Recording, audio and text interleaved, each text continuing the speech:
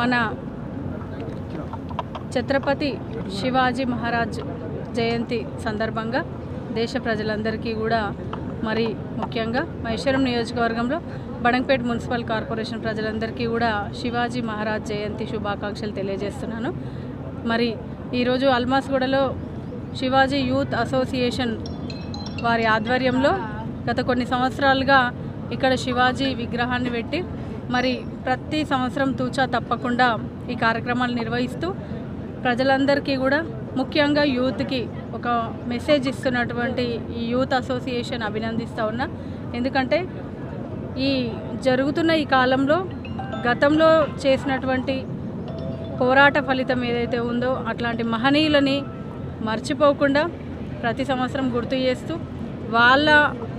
యొక్క అనుభవాలు వాళ్ళ యొక్క జ్ఞాపకాలని మనమి ప్రతి సంవత్సరం గుర్తు చేస్తున్నటువంటి యూత్ అసోసియేషన్ వారి ఆధ్వర్యంలో ఈరోజు జయంతి ఉత్సవాలు ఇక్కడ నిర్వహించడం జరిగింది. మరి శివాజీ మహారాజ్ అంటేనే ఒక ధైర్యం, సాహసం, అలాగే దాంతోపాటు మంచితనం, యూనిటీ ఇవన్నిటినీ కలబోసినటువంటి శివాజీ మహారాజ్ యొక్క ఆశయాలను ఏదైనా కార్యక్రమం చేసినప్పుడు ఒకరితోటి ఏది సాధ్యం కాదు, సమూహంగా గుమిగూడి చేస్తేనే ఆ పని సక్సెస్ అవుతుందనే ఒక మెసేజ్ ఇచ్చినటువంటి శివాజీ మహారాజు యొక్క ఆ యొక్క మెసేజ్ని మనం పబ్లిక్లోకి తీసుకెళ్లాల్సిన అవసరం ఉంది. మరి శివాజీ మహారాజు ఉత్సవాలు ప్రతి చోట ఘనంగా నిర్వహిస్తున్నటువంటి వాళ్ళందరికీ కూడా ఈరోజు శుభాకాంక్షలు తెలియజేస్తూ ఈ మెసేజ్ ఏదైతే ఉందో యూత్కి కూడా ఒక మహిళల పట్ల ఉండాల్సినటువంటి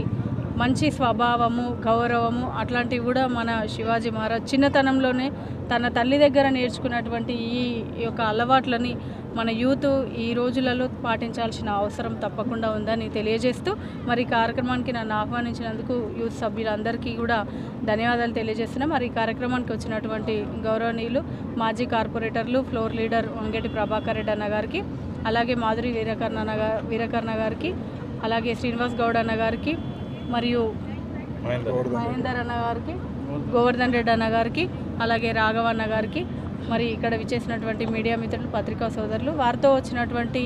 స్కూల్ పిల్లలు, యూత్ అందరికీ కూడా ప్రత్యేకంగా జయంతి శుభాకాంక్షలు తెలియజేస్తున్నాను. Thank you so much.